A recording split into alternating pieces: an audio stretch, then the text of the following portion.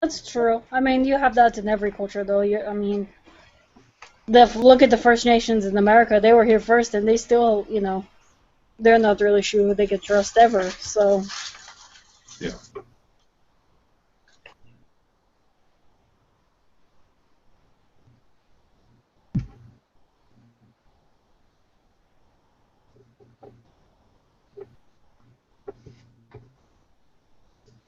I have this picture that I found.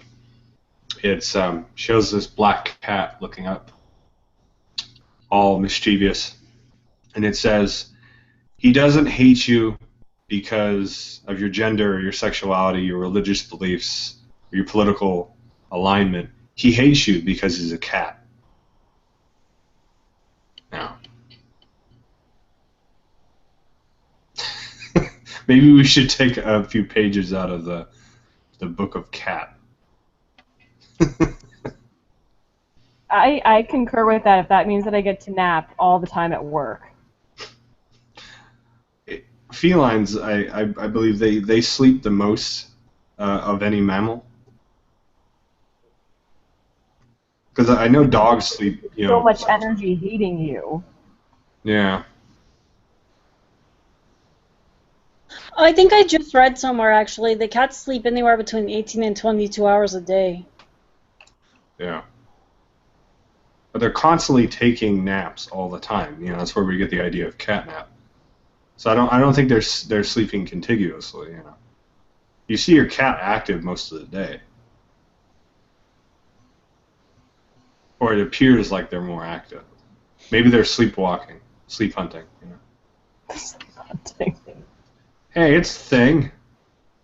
There was a article I read in my Psychology 101 book about some guy. He was sleepwalking, got into his car, and drove 4 hours to kill his mother-in-law.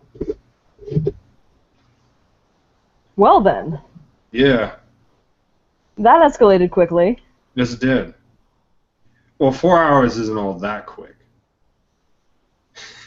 But that's a lot just to kill your mother-in-law. Yeah, and it's like, at what point is it like, it's out of your control or this or that? Somewhere in your subconscious, something told you, kill mother-in-law. Strong enough for you to sleepwalk it, to act it out. And it's just, and there are stories like that. I'm sure any of you in here who've watched any of those real crime or even like procedural crime dramas, every so often there will be an episode about somebody who has almost like an insanity defense because they have some kind of sleepwalking disorder. Makes me wonder, though. I mean, how do you determine if the person wasn't aware of what they were doing?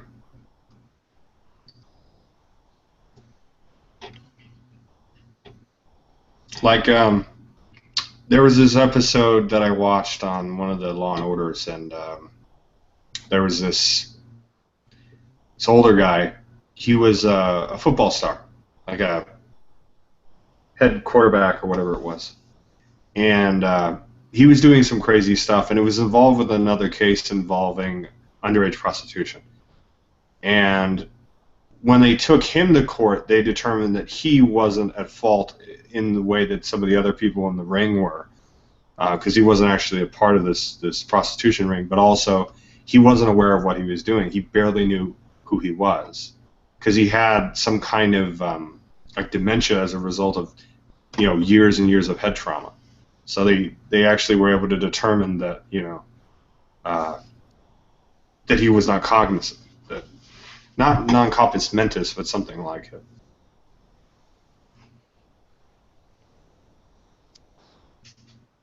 Mind is pretty fragile when you think about it. I actually read another article in my Psychology 101 book, and they have them in almost all of them. It's this story of a guy, I think from like the 50s or 60s. It might have actually been before that. He had a serious accident at a job site, and a piece of rebar went through his head, through his frontal lobe. They were able to extract it, and he was in a coma for a short period, but he came out of it, and he had full functioning. But because of the accident, his personality completely changed. He was a totally different person. He became completely disagreeable, and just was narcissistic, and there was all these sorts of things that, like he became evil. I mean, that was kind of how they saw it at the time. So it's weird how we define our personality, you know. Well, I forget how long ago it was, but I remember I was watching some kind of documentary or something on the news or something, and basically these people would go to sleep one night and they lived their lives and they did, normal day-to-day stuff, and then the next morning they would wake up and for whatever be the reason, they would entirely know or speak an entirely different language, or they would have a completely different accent and personality. Wow. Just by one night of sleep. Like, I would go to sleep now, and then I would wake up tomorrow morning and know full French dialect, the whole thing. They have no clue how it happened. Yeah, that's very weird. I'm trying to find that now. Hang on. Kevin, are you worshiping lamps now? No, I just have a lamp there because it's that socket on the opposite side over here. Yeah. It's tied to a light switch. So Okay. there's no real way to run it for the time being. I might get another floor lamp. I have a floor lamp in that far corner, Yeah. which I thought about doing, but I don't have a good table. I mean, maybe I could switch them around, but that one is old, so that one I can just keep in the on position and shut it off with the switch. I don't have to worry about breaking it, because doing that at an old lamp long enough, eventually the switch will completely break and it'll be useless. Yeah. So I'm planning on getting a nicer lamp at some point. Yeah, it just seems to, you have a nice backdrop there that nicely describes who you are, except for the lamp. Doesn't bother me. I don't care if there's a lamp there. Okay. Yeah, for those of you playing the home game, I moved my altar from this hutch thing that my computer is in to my dresser. So my altar back there.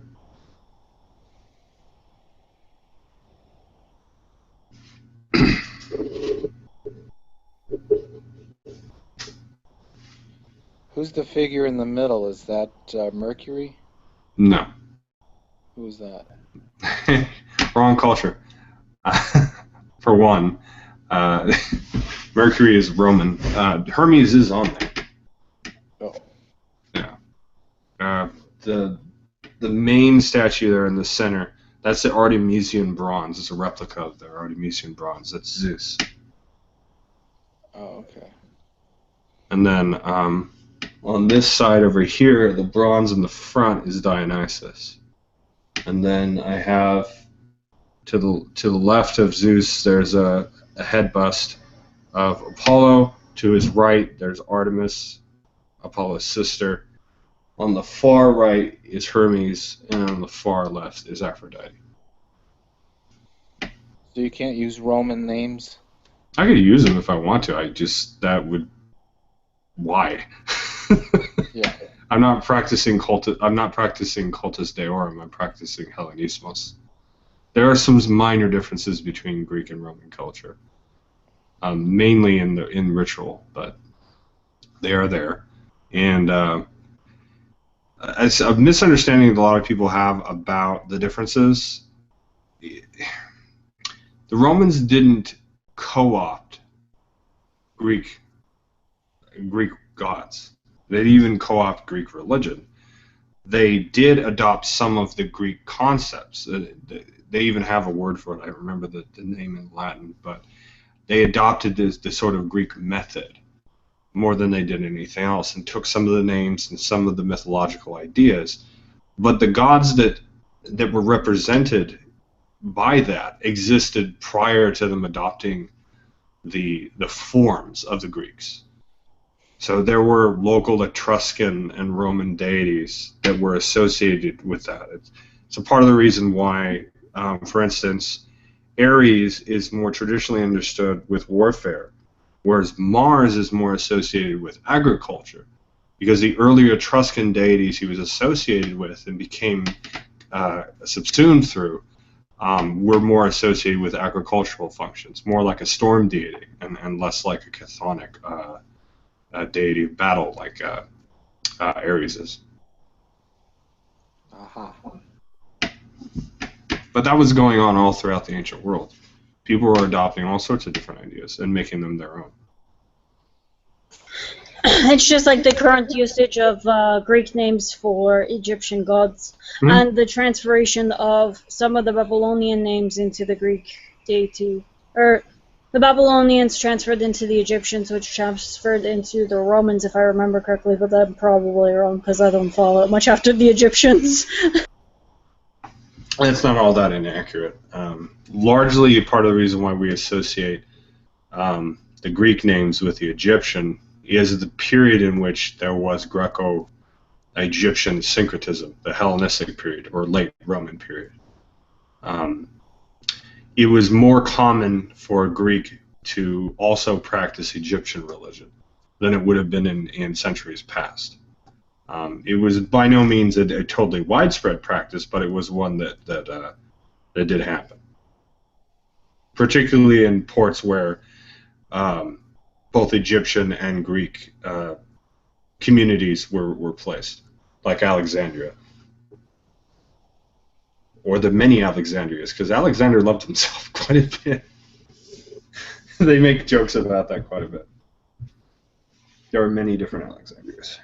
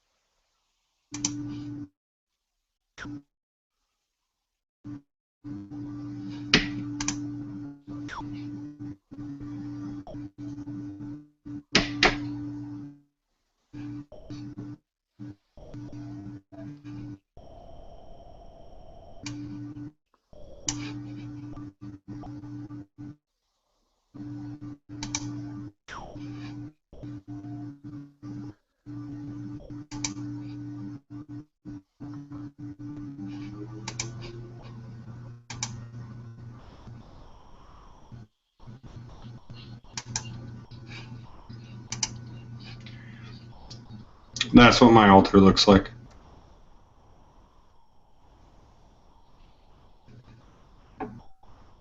If you can see my screen share.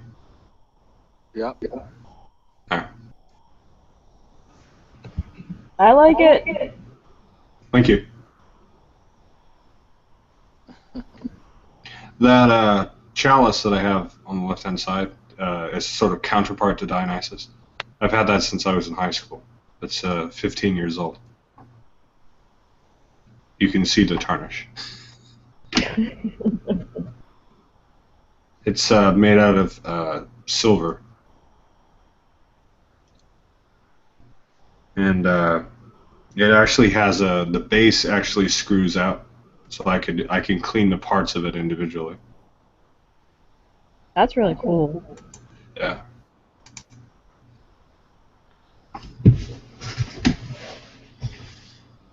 I actually replaced some of the parts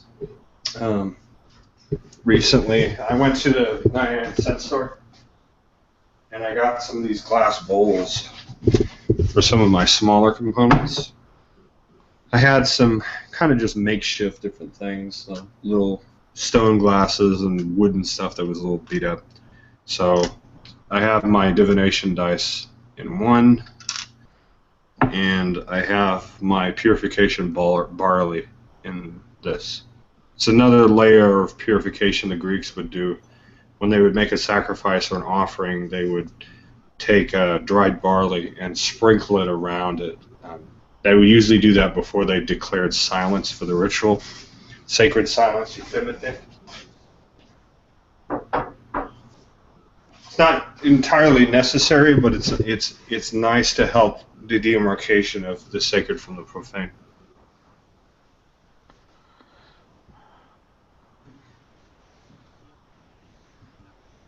You know, Kevin, I feel you would appreciate this. I was walking out of my office the other day at work, and I turn a corner, and all of a sudden I see the Dean of Academic Affairs of my college running around the entire downstairs of the building with sage. And I look at him, and I'm like, what are you doing? And he's like, I'm cleansing! And he just looked so weird. And I'm like, are you serious right now? I'm cleansing! Okay, I'll leave you to the cleansing. And I just walked away. What was he cleansing? An office building? Yes, our college, my office building. Was he pagan, New Age, shaman? No, none of it. No clue why he was doing it. Maybe some shit went down. I have no idea. Maybe there was a fight. I have no idea. It was the most random encounter I've ever seen where I work. What is sage usually, or what are some of the ways that sage is used? Well, sage is one of those things that's kind of ubiquitous. It seems to be an all-purpose herb. That All-purpose cleanser? Sort of. Fantastic. It's like Clorox for pagans. Not every indigenous culture used sage in that manner. A lot of times, speaking honestly, when sage is being used, it's co-opted from Native American tradition, which actually did use sage for that purpose. There are examples of people using it as for smudgings and offerings and things like that, but they were not to the same level, degree, or with the same kind of importance that it's had in Mesoamerican cultures. Most Southern European cultures, the Greeks, the Romans, and many of the Near Eastern cultures would have used frankincense or myrrh or a mixture of the two. Sometimes they would. Northern cultures tended to use dragon's blood more commonly, a resin. That's a very, very, very strong resin. Camphor oil was also used in a lot of incenses and rubs and different things to that effect. Actually, my favorite oil that I make is a mixture. It's 2/5 frankincense, 2/5 myrrh, and 1/5 camphor oil for a little bit of sweetness, and it makes for a very, very strong but sweet-smelling purification oil. I love dragon's blood.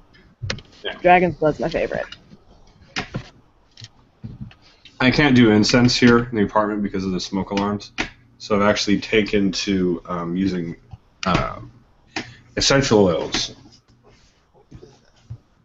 And what I've done, it's a method that my friend's aunt does, and it's really easy to do on the cheap. These like Catholic style candles are like $1.50 if you go to the right place. What you do is you light the candle until there's a layer of wax, It's melts around the wick. Then you take your favorite oil at a certain. You have to kind of figure it out. It's a little trial and error, but you put it in the wax and spin it around while the wax is still hot. You blow it out, obviously, and then let it solidify. Once it hardens, then you end up having a layer of an oil. So every time you light the candle until that part of the wax is expended, you have a very strong scent. It's actually just about as strong as using an oil warmer, but far less mess. That's really cool. I'll have to try that. You can do it with pillar candles. I have one in the kitchen that I light after I cook, because I cook a lot of chicken and fish, and it on an electric barbecue, so the kitchen gets really, really strong very quickly. So I use a really really dark, very, very strong oil for that one. I think that mix actually has dragon's blood. Not to derail the conversation, but I was looking at my book for uses of sage because I use it herbally and not necessarily for cleansing, because I use frankincense for that for obvious reasons. Sure. Just because it's natural for me. But it's really good for like teas for like the liver, skin cancers, different warts. Depending on how strong it is, sage oil can help with Alzheimer's, as well as like if you apply it above like where your heart is, it could help with your arteries. So when it's like that, and then if you mix it with rosemary, it'll actually darken your hair. Kind of like henna does. So those other fascinating things that sage does. One of the things that people get confused about is what kind of sage. The salvia family is diverse as white sage, which is typically used for the sort of purification purposes, to Salvia bonfire, which is a mild sedative, to Salvia divinorum, which is a full-blown hallucinogen. So there's many different types of sages. And actually that's where a lot of our sort of Anglo concept of sage comes from, the idea of a sage being that which imparts wisdom. Each sage plant has a different piece of wisdom to teach. That was something that they understood about the sage plant being very diverse and requiring a good deal of knowledge of botany to know that you're using the right plant. Fortunately, with some of the more exotic forms of sage, they have pretty clear floral patterns. Their blossoms have particular colors or particular shapes. But if you're just talking about the leaves, it can be a little more complicated.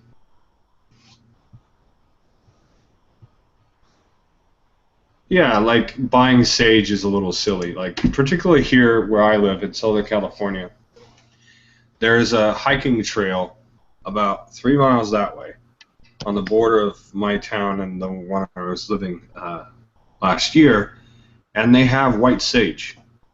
Really like super bright. It's like this very light green, almost lighter than mint. And you can go out there and pick it. Nobody gives a shit. It's not a protected species. It does very, very well. So you could get sage very easily.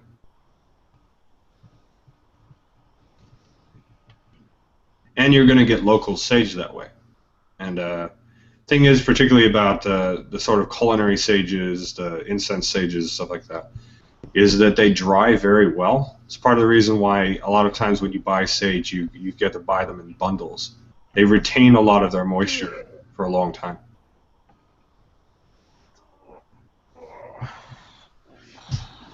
Making us tired over here with all that yawning. Jeez.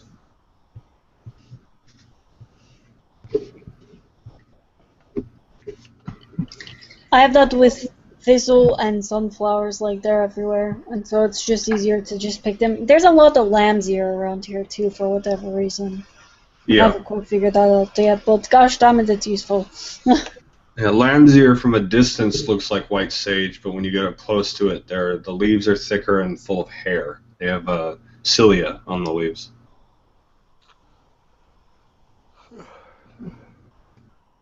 I actually use lamb's ear for cleaning my statues. Not really sure why, but it works really well, so who's judging? Gotcha.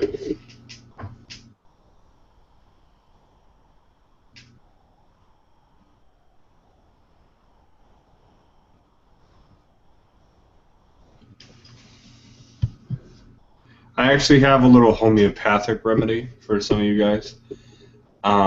This comes from growing up. We had a pool in my house, and I was actually on the swim team for years. So we developed this little thing to deal with ear infections, or even just standard swimmer's ear, which can also be pretty painful. Really simple. All it is regular vinegar and rubbing alcohol. You could also use vodka if you don't have rubbing alcohol. But rubbing alcohol is better. It's more astringent. You mix the two together in like a eardropper or even just an eyedropper if that's all you have. And if you feel like you have an ear infection coming on, you just squirt it in your ear, turn your head, and pop your ears. And release your nose. And sometimes you don't even have to do that, but if you really want to get it in there, you kind of drop the air pressure, and it will go into your ear cavity. I completely staved off ear infections very easily. I've even got it so when I feel like it's moving to another ear, nuke the other ear. If you get one in one ear, just nuke both ears and do that for a couple of days and it'll go away, guaranteed. Every single time it goes away.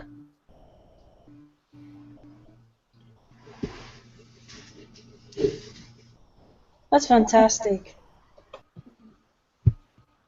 I highly recommend it. I mean, a lot of times when you're getting ear infection, it starts off pretty mild. It's when it's getting worse and the infection spreads. That's when you end up getting issues. You can get an ear infection from a cold. All your sinuses are connected, so if you feel yourself getting stuffed up and you feel a little itch in your ear, you think, oh, it's nothing. Just, be preemptive and just squirt your ears with this stuff. Then it'll stay in your sinuses, and you're sort of war of attrition on the cold. It only has one place to go: out or down in your stomach. Colds, they'll stay longer if they stay in your nose and your ears, because your sinuses are great places for bacteria to just stay for days.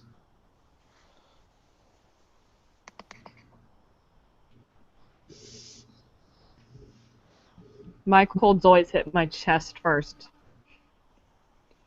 Yeah. I'm always screwed. Well, I know how that is. I have asthma. It's much more mild now, but if you have asthma, you're always going to have a worse time with it when it is bad. Fortunately, in a weird sort of twist of fate, though, and I've noticed this with other people who are asthmatic, and particularly in my family, I have a really strong immune system, so I very rarely actually get sick. But if I feel myself getting sick, I have to be careful, because the sickness that gets by my filter is really bad and is going to very badly affect my asthma. So. Yeah, the same thing happens in my family. We automatically keep the rooms very cold because the germs can't spread and nothing will thrive in the cold. So our house always, like, winter, no matter what, it's always in and around the 60s. Like, it's pretty cold. But when we do get sick, oh my gosh, all four of us had pneumonia one year. It was awful. Awful. Yeah, I just got over a little bit of a cold last few days, and a lot of people I've been talking to online have had something similar.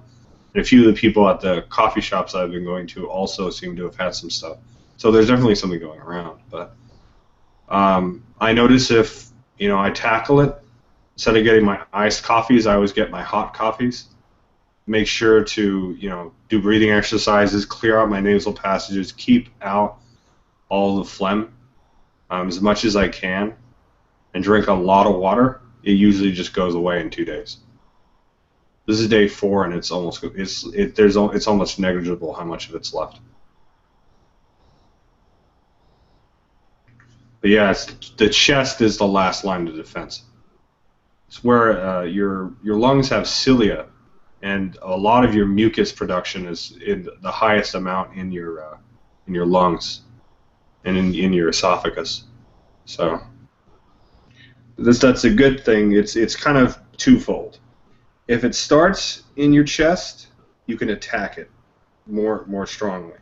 If it ends in your chest, it means it's on its way out.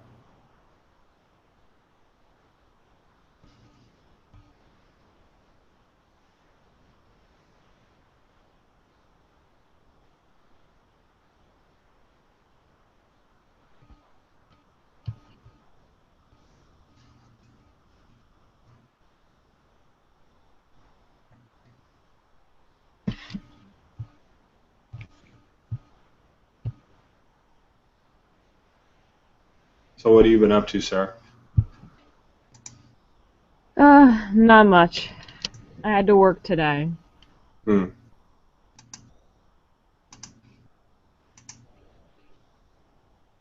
How'd it go? I was dead. There was really no point. Essentially, when it's a holiday or, whatever the case may be, our admissions team will have events, and I'm like prospective students. And we had like 6 applications, which is actually pretty good for MLK.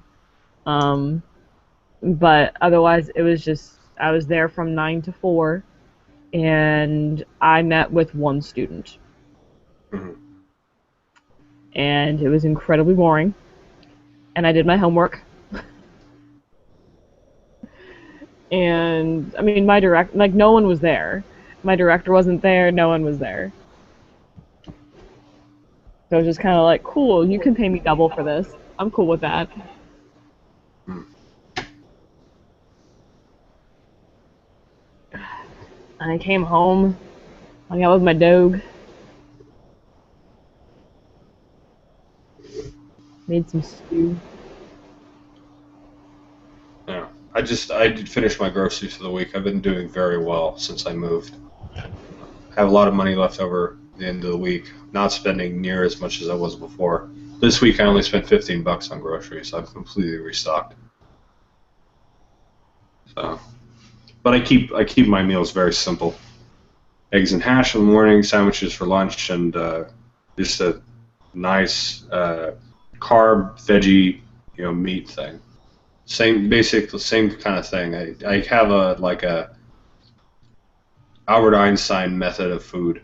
Same thing every day for the most part, with small variations. Add a few things in the mix for variety. Try different experiments when I have the time and money to do so. But it works out really well. Been doing a little bit more coffee lately outside of the house. I've kind of been a little stir crazy here, so I've been going out in the mornings again. I have a Starbucks card, so I get free refills, and every 12 drinks I get free anything. Their most expensive sandwich, the most ridiculous drink I want to get, I can get I've gotten like $6 items before for free. So I do that anyway because I coupon. I mean, really, you can do that very cheaply if you get a regular brewed coffee, and you do that at least 3 or 4 times a week. You end up getting every 2 weeks or so you end up getting a free item. Works out pretty good, and with 3 or 4 refills, I can get unlimited refills. They've never said stop getting refills. So, because a lot of times they just have coffee that's going to go to waste. So they appreciate people who stay there, and if they're people filling up the seats at the cafe, it means that more people want to be there. It's a funny thing. It's like if it's too much, people will leave, but if it's not enough, people won't show up. You need it to be kind of bustling for people to be drawn into it. I guess there's a little bit of psychology there. But I've actually had a weird thing. My friends and I have noticed this. When I go to a place and there's nobody there, whether it's just me or me and a couple of my friends, everybody and their mother shows up immediately after, within 5 minutes. Everyone shows up out of freaking nowhere. I could be in a small restaurant where nobody speaks English and nobody even knows what's on the damn menu, and a whole group of people will show up. And it's not even just me eating at a restaurant. When I was working fast food, I came in on my shift, and a busload of 50 kids came in like a minute after I clocked in. Now, it's funny because it's converse. The converse is true. If I show up to a restaurant that's totally packed, I just tell my friends, wait 5 minutes. 3 tables leave immediately, almost every single time. If I go to a restaurant that's busy, people leave. If it's not busy, people show up. And it's not like me sort of adding to the situation where it's like, an hour later. It's immediate. It's really weird. I call it my restaurant mojo. My restaurant mojo. I don't even know what that is, but weird stuff. But you meet some pretty interesting people. I think that's one of the advantages, because the coffee's not all that great. Not to say that Starbucks is horrible coffee, but the machines are overtaxed, so the coffee tends to be hot. It tends to actually be a little smokier, a lot less sweet than if you made it at your own house. But if you're just going for regular coffee, basic coffee, it's just fine. I think the purpose of a place like Starbucks is to sit down with friends, to a common meeting place for a date, or you just need to be out of the house and you need to do some work on your laptop. So I tell people, if you plan on frequenting the place for any good reason, the best reason to do it is to have a card so you can just get unlimited refills. Because that 50 cents for a refill adds up. You get 4 or 5 refills in a time you're sitting there, you're doing work. You're spending the price of another 2 coffees just on refills.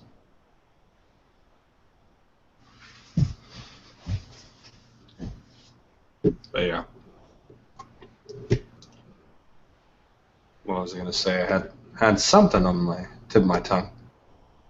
Oh. I was talking to a friend of mine through some of these hangouts, and he had messaged me a couple weeks ago. Actually, I think it was a week and a half ago. And he has a physical group that he's running out near him. It's for pagan spirituality. He's a Reconstructionist like me, but a lot of the members of his group are more eclectic. They're either eclectic or kind of non-traditional. A lot of them are very new. They're not necessarily particularly young, but they're definitely new. Not as educated in some of these aspects. And what he was talking to me about was my sort of teaching style, because he was sort of leading on to the idea of me helping him, doing a little private hangout for his group, maybe like a Skype call, something like that, a conference. Mm-hmm. And I would sort of introduce them to general Reconstructionism with a bit of the Hellenistic or Hellenic flair. They'll likely probably be more interested in the Hellenistic. But it's difficult, because I don't ever want to come off as being pretentious. I don't want to come off as being aggressive, because that's just going to scare people away. Right. I think a lot of what scares people away from Reconstructionism, traditionalisms, and things like that, in the same sense that, say, a more modern Western form of Buddhism, more relaxed, more progressive form versus a more traditional style like Tibetan Buddhism, for instance.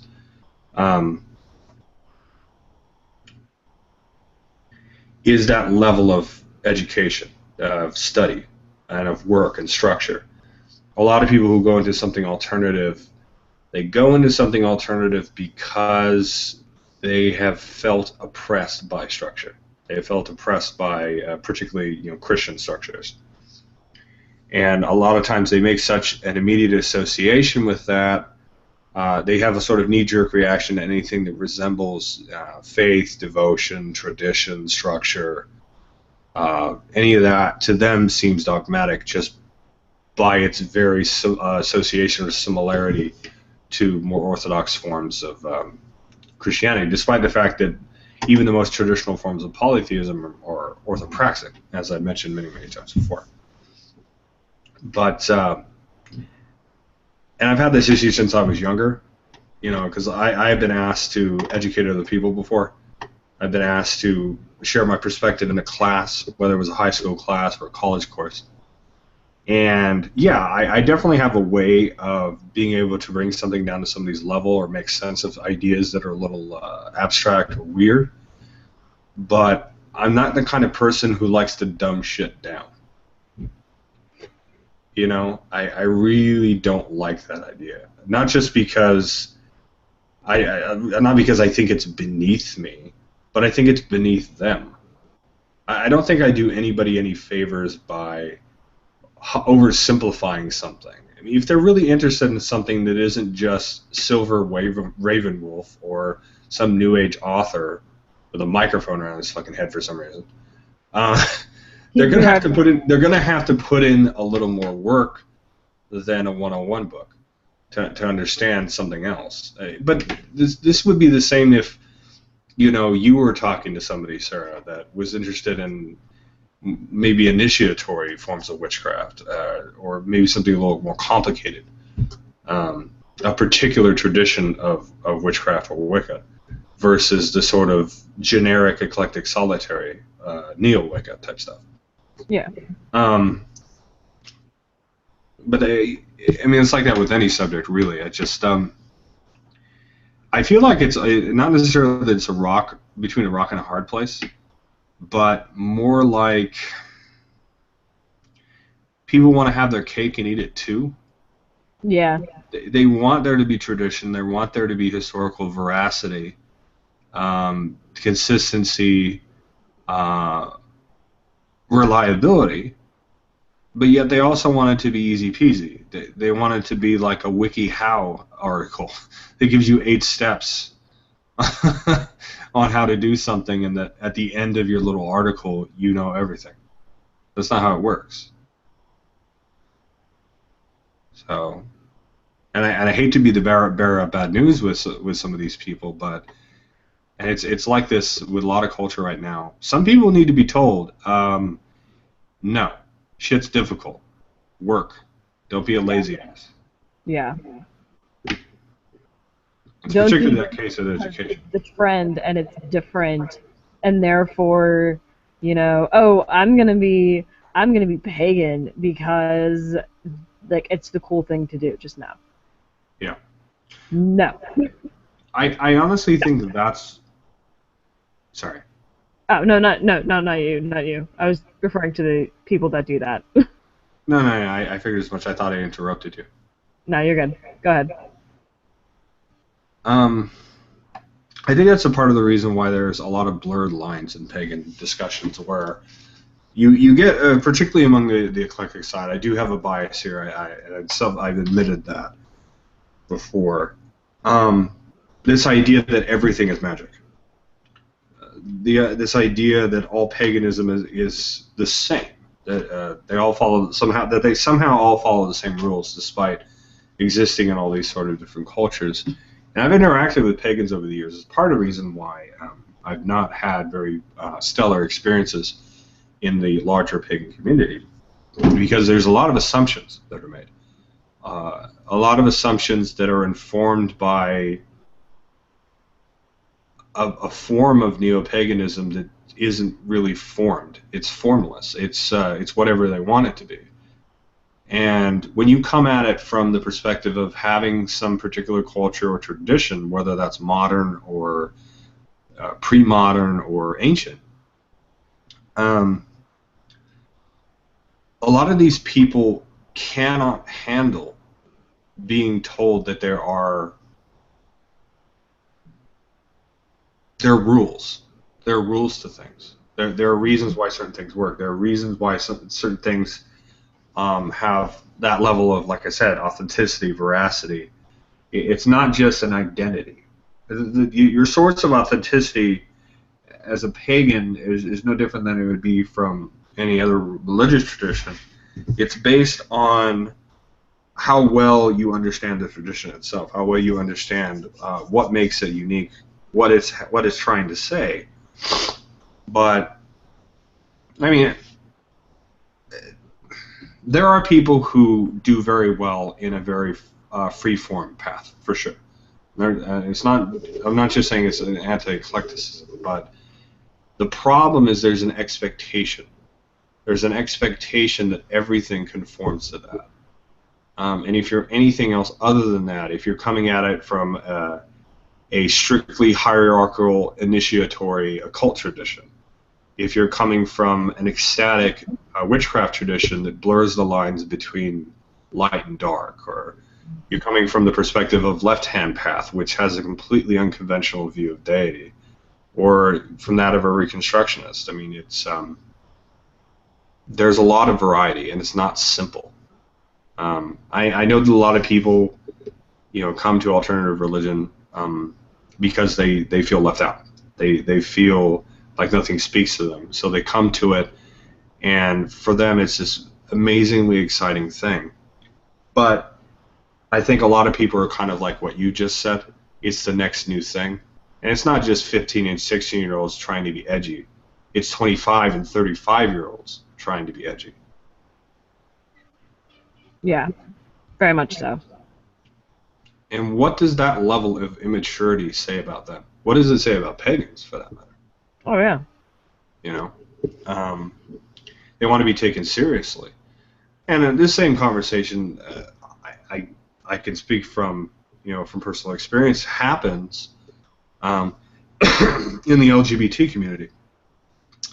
There's this big propensity of putting up gay marriage as the sort of pedestal that everything needs to be met, that once we have this, everything will change.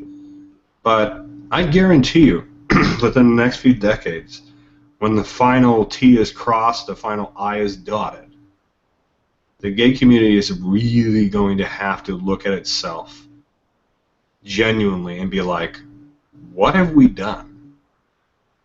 What have we done lately? What have we done in the last 20 years to change the image that has been hoisted upon us, that has been that we have actually placed upon ourselves, largely through wanting to rebel, wanting to break convention. I mean, you can't have it both ways. If you want to be taken seriously, you have to settle down and be mature. Have a life. Be taken seriously. Have clear ideas and clear motives and clear goals about things. So it's the same thing with the pagan community. As we're having more and more generations of people who have been raised pagan, kids who are actually being taught Greek mythology or Norse mythology or Celtic mythology or Egyptian religions, and Near Eastern ones as well. We have to be able to provide for the next generation of people. And this doesn't just apply to the LGBT community, to environmentalism, to veganism, to the pagan community or whatever. It applies to so many different communities. It applies to atheist and agnostic circles. It applies to subcultures that have been around since the 1980s or even the late 1970s. You have people now that are a part of these communities now who are on the cusp of retirement. Think about that for a second. We're gonna have elders at some point.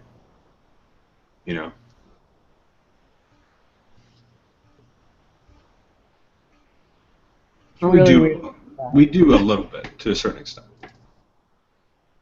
Yeah, but we'll have legit elders. Yeah. People who have seen the progression.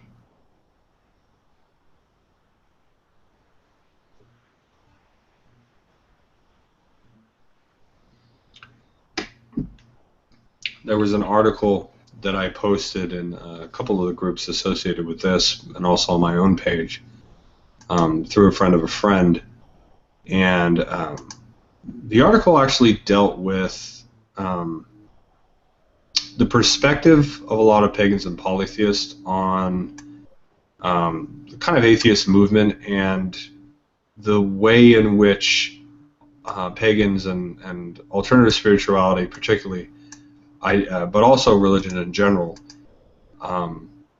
relates or interacts with secularism and particularly atheism, modern atheism. And his article basically is called A Reasonable Response to Unreasonable Smugness. It's on the Patheos website. And some of the things that he kind of goes into is just the amount of malice and kind of ill will that a lot of atheists have, and the broad brush that they paint religion in. And the points that he uses is that the approach, the perspective of a lot of atheism are in a few basic aspects. They assume that religion is all about belief, that its only purpose is belief. When there's context of rituals, there's various different degrees of virtue sets and metaphysics and all that. He also says that scientific materialism is the arbiter of truth. It answers every single question without question. And the last one that he said was that this view, this approach, completely ignores religious experiences. I mean, they talk about a lot, and you hear this among a lot of atheists talking about like modern science, particularly neurology and psychology. They talk about social cohesion, cooperation, adaptive traits that seem to have religious functions, and coping mechanism, which is probably the most common one I hear among atheists. And they're all good reasons. All the things that they have addressed are very real things. But I know that those of you in the room who don't cleanly fit into the Christian or atheist camp in the Western world have experienced that level of kind of disenfranchisement and misrepresentation and just outright hate. We're labeled and we are placed in the same category. And I know many Christians who have also been put in that sort of category. Because not every single Christian is a fundamentalist. Not every single Muslim is a fundamentalist either. But there seems to be quite a bit of fundamentalist atheists, I have to say. Yeah.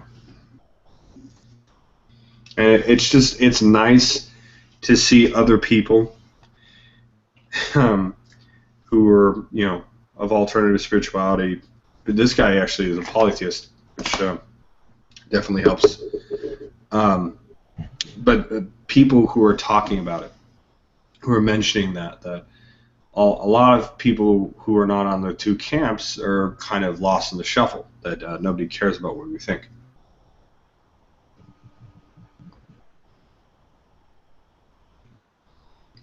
I wouldn't say that I feel threatened by atheism, Avern. I don't. It's not that.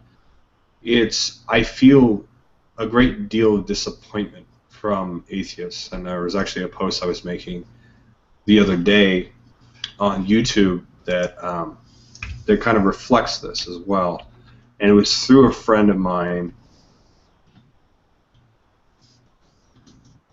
I'll grab it real quick. I actually have it on my bookmarks. And it very, very adequately describes the issue that comes up frequently. Never trust a person who can clear their conscience. What the fuck is with this video? Okay. This guy's video is titled "Never Trust Religious People." Straight up, period. Never trust religious people. And comments on it, a lot of people kind of saying, yeah, we agree with you completely, awesome, damn Skippy. And one of my friends was kind of going to the aspect of like, it's not that simple. People will use belief of any kind to sort of justify their idiocy, you know, whether that's a political belief, whether that's a religious ideology, or whatever. And I said my piece. This has been my experience of atheism.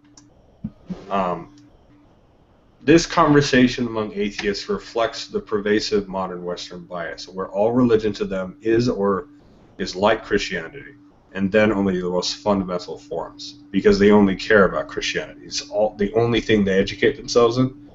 They don't know of any other religions other than Christianity. And even if they do, it's very topical. A very topical understanding of Buddhism or Hinduism, not even considering ancient religions. And I basically went on to say that if they want to have that level of distrust, you know, that's up to them. But they need to realize that that proclamation only confirms what spiritual people have already concluded about them. That militant atheists are angry and dejected narcissists who have clung to the idea that they are genetically and intellectually superior to all theists. And despite all the explanations they give, which posit universally experienced phenomenological or even experiential experiences, as atheists, they feel they are immune to them, which to me sounds just as illogical as fundamentalist Christians who recognize homosexual attraction, almost as if it was a common thing for everybody, but believe that their religious label makes them immune from giving into those desires. And basically I go on to say, in so many words, that this adolescent angsty bullshit is not going to get them anywhere. That they're never going to inform a society. They're never going to affect public policy. They're most definitely not going to be elected in the public office. Because when people see that, all they see is a teenager in adult clothing.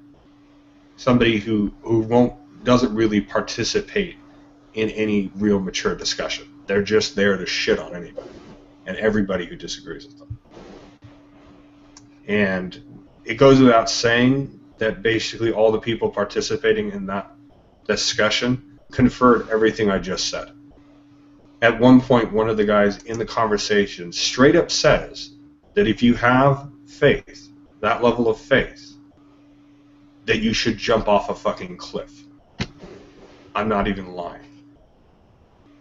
I'll read that section of what he says back verbatim.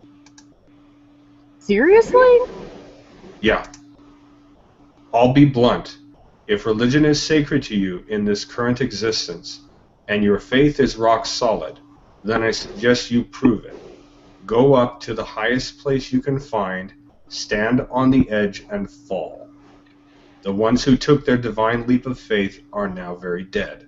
The ones who have self-belief and value are now also dead, but from laughter. Wow. Yeah.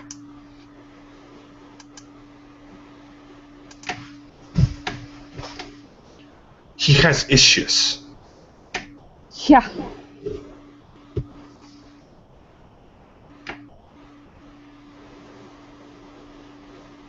Sad thing is, I know several atheists are not like that.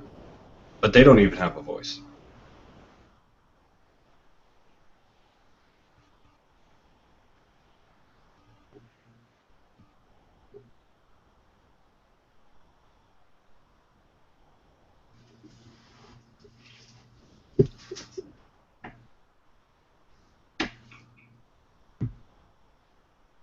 You know, I've actually talked to some of these kinds of atheists who are like really gung-ho about it. And I asked them,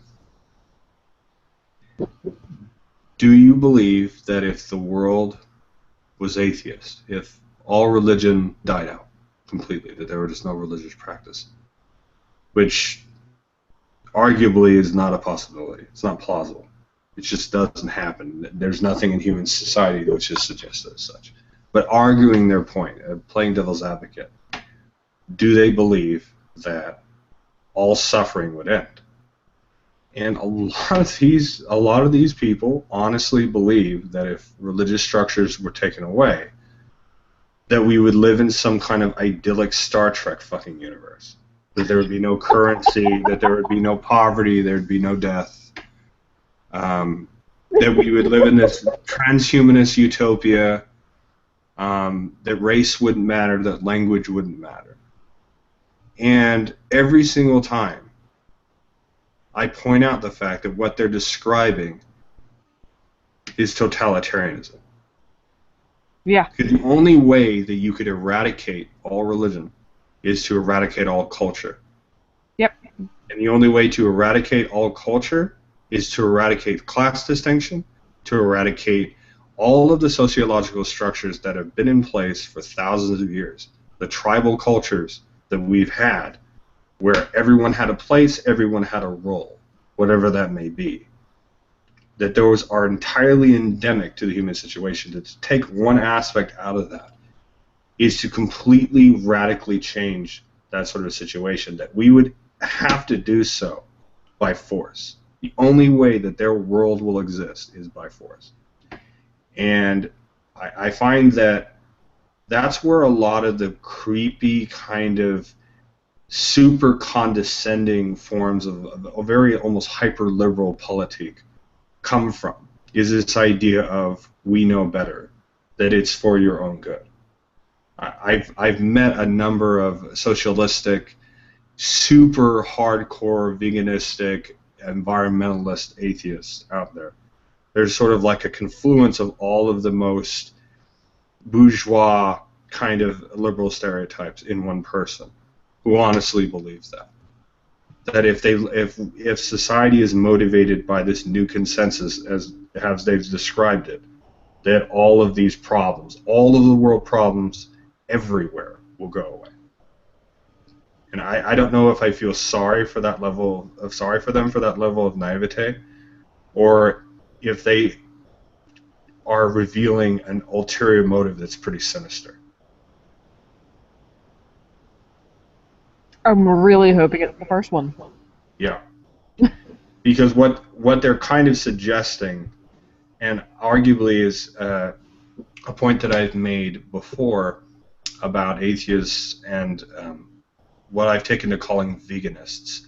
Not a vegan, but a person who is about veganism. They are so much about the ism that they're an ist.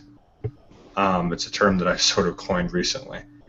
That both of those groups of people, those kinds of people, the sorts of ideas that motivate them, are essentially racist. That they want to eradicate these sorts of cultural differences. It's the same kind of dialectic that they fight against when they're talking to religious conservatives who are talking about, an assimilated workforce where everyone speaks the same language, everyone is gung-ho about, nationalism and family and all that kind of stuff. It's kind of the same thing, it's just a different side of the same coin. Not to get too political with you, but I feel that a lot of it kind of is with atheists because, well, they don't have culture, they don't have religion, so Yeah. their only method of dissemination of these ideas is through politics. Yeah. Which, even still, they don't really have a leg to stand on within it because so much of politics these days is rooted within culture. It's rooted within religion to some extent. I mean, you look at what has happened with our Congress and everything else. The only thing currently keeping us not, like, I'm going to use abortion as an example here. The only thing keeping abortion completely, not completely illegal is President Obama and his lovely veto pen. Because we have a Republican House, a Republican Senate, and if we get a Republican president, then that Congress has stated their #1 priority is abortion. And they're going to go and and there it goes. And with the atheists, it's like if they try to pose all of these different things, but at the same time, it's like if they begin to put out there that they're atheists within that realm, then they're not going to do anything with it. Well, I think it is definitely possible that there will be a sort of tit for tat thing going on between Democrats and Republicans, particularly the older members of both of the parties. But since they're on their way out, I don't see that as much of a viability. And speaking realistically here, both parties need to moderate. There are attempts to bring the Republican Party more into the present and having more progressive views on things that arguably are not relevant to a conservatism, the sorts of far right kind of religious aspects that don't speak to every single person or every single experience and are very narrow. But similarly, a lot of the sort of liberal kind of contexts are built around old white dyed-in-the-wool Democrats, and doesn't speak to everyone that is a part of the Democratic Party. I feel like a lot of the platform that you see described by a lot of liberal pundits, it speaks to white guilt. It doesn't speak to inner city black people or Hispanics, and most especially does not speak to Asians and East and Southeast Asian people by any stretch. And arguably, a lot of the people who end up voting Democrat, who aren't white, vote for it because they can get kickbacks from the Democratic Party because they see, and I've spoken to many people on this subject, they vote Democrat because white people in the Democratic Party are guilty and will dole out money to minorities. But in almost every other respect, most of these cultures, most of these minority cultures, would be considered socially conservative. Many of the people who are against abortion, many of the people who are resisting gay rights, many of the people who are deeply religious, they're not white in this country. So, in the same sense, the other side of the fence, Republicans need to be aware that there are plenty of people who are conservative who A, are not white, or B, are not Christian, or C, don't agree with every single aspect and way in which Republican has been defined. You know, I know people who are for abortion or have more ambiguous views about abortion. That's not necessarily one way or the other, that we can abort whatever the fuck we want or it has to be completely illegal. There's a lot of gray area in between.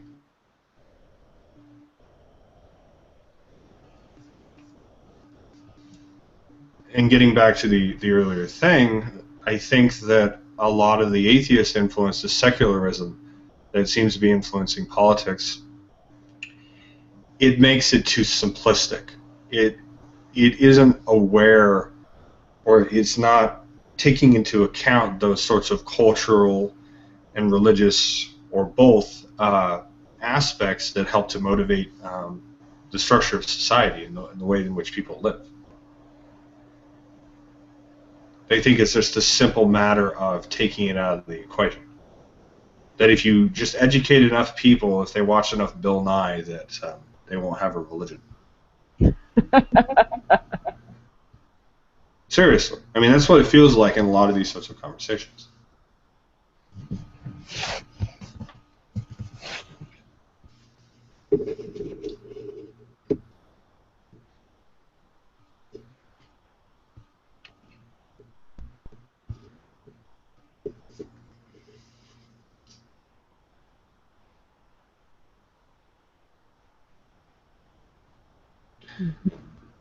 My view of things like abortion is kind of like this. You could call me semantic, but I don't think that morality and ethics are the same thing. I could think that something's totally immoral on a personal basis or even on a religious basis, but I don't necessarily think it's unethical. I think ethics is a matter of social. It's a social dynamic. So, what would be illegal in abortion would be what society deems to be illegal with regards to abortion. So, oftentimes, one that's measured is that it's illegal past the first trimester. Past that, there's a line in the sand you can't cross. It becomes illegal at a certain point. But before that, it's legal. The whole thing, obviously, but most especially the later part, could be considered immoral. So the question that we have to ask ourselves is how much of what we consider to be immoral do we have the right to impress upon others in society? At what level is it, a sort of judgment call?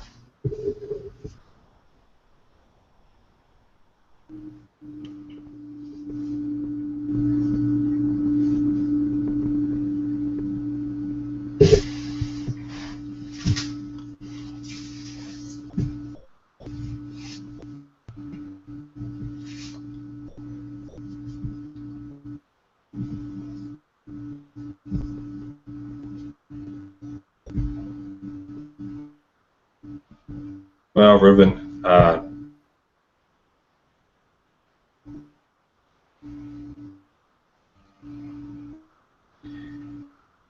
objective morality, but ethics are subjective. So you believe the exact opposite of what I said, Ruben?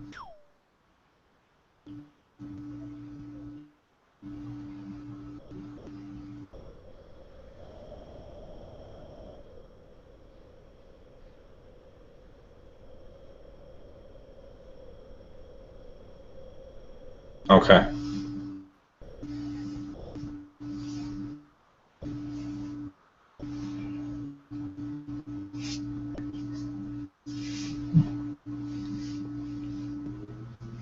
Alright, I gotta go to bed, guys. Have a good night. Take care of yourself.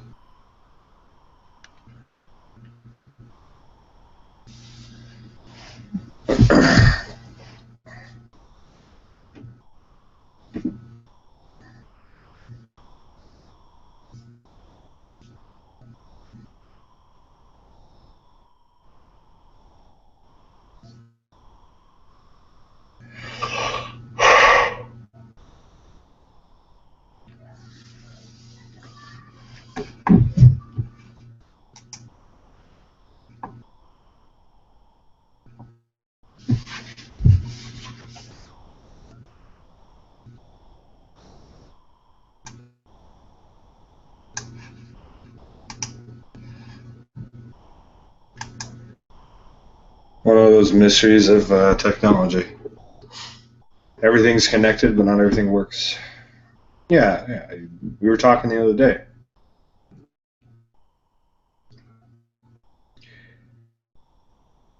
Yeah, Ruben, I think that a lot of the conventionally understood conservative and conventionally understood liberal kind of platform issues, I guess, they're smoke screens. The general public doesn't give a shit about it. The people who will vote for somebody based on how much they throw a bone to a particular group that they keep harping on, or that they keep applying support. I honestly think that's what Obama is doing right now. He has a very low approval rate, and he's not very successful as a president. So every so often, he'll throw a bone to minorities, to illegal immigrants, to the gays, to women's rights, to try to bolster his approval rating, so that maybe he comes out of his last term a little higher on that, trying to save face. But Bush did the same thing. A lot of presidents do that, to be fair.